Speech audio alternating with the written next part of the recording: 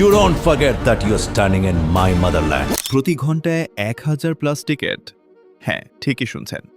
জিতের কেউ বলে বিপ্লবী, কেউ বলে ডাকাত। একদিকে একের পর এক শো হাউসফুল, অন্যদিকে বুক মাই শোতে চলছে দ্রুত গতিতে টিকিট বিক্রি। কিন্তু প্রশ্ন একটাই, এটা কি জিতের কামব্যাকের বড় ইঙ্গিত? মুক্তির আগেই ছবিটাকে ঘিরে ছিল অনেক প্রশ্ন। হাইপ কেমন হবে? দর্শক আসবে তো? জিতের এই নতুন অবতার কি দর্শকদের থিয়েটারে টানতে পারবে? কিন্তু এখন যে ছবিটা সামনে আসছে সেটা কিন্তু বেশ ইন্টারেস্টিং, কারণ প্রতি ঘন্টায় 1000-এর বেশি টিকিট বিক্রির ট্রেন্ড। আর এখানেই শেষ নয়, কলকাতার একাধিক বড় সিনেমা হলে দেখা যাচ্ছে housefull. INOX South City Mall, PVR Diamond Plaza, Cinepolis Lake Mall, Cinepolis Acropolis, PVR Mani Square, INOX City Centre Salt Lake, RDB cinemas, PVR Avani, Navina cinema, আর আরও একাধিক cinema hall.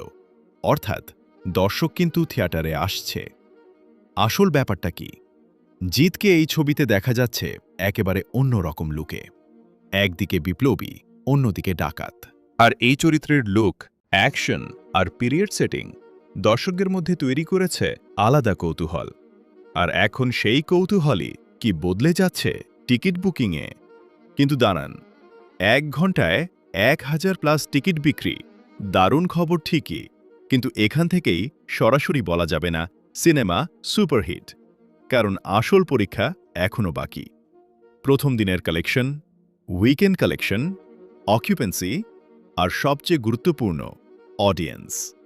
Word of mouth যদি প্রথম দিনের পরেও বুকিংয়ের গতি এমনই থাকে, তাহলে ছবির শো আরও বাড়তে পারে। আর যদি দর্শকদের মুখে মুখে ছবির প্রশংসা ছড়িয়ে পড়ে, তাহলে বক্স অফিসে বড়সড় দৌড় শুরু করতে পারে। কেউ বলে বিপ্লবী, কেউ বলে ডাকাত। তাই এখন প্রশ্ন, 1000 প্লাস টিকিট প্রতি ঘন্টা থেকে কি 2000 প্লাস হবে, নাকি এই গতি কমে যাবে?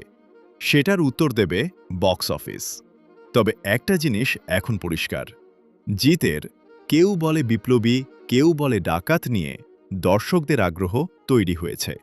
আপনার কি মনে হয়, জিত এবার বিপ্লব করবেন নাকি বক্স অফিসে ডাকাতি করবেন? কমেন্টে লিখুন, বিপ্লব নাকি ডাকাতি।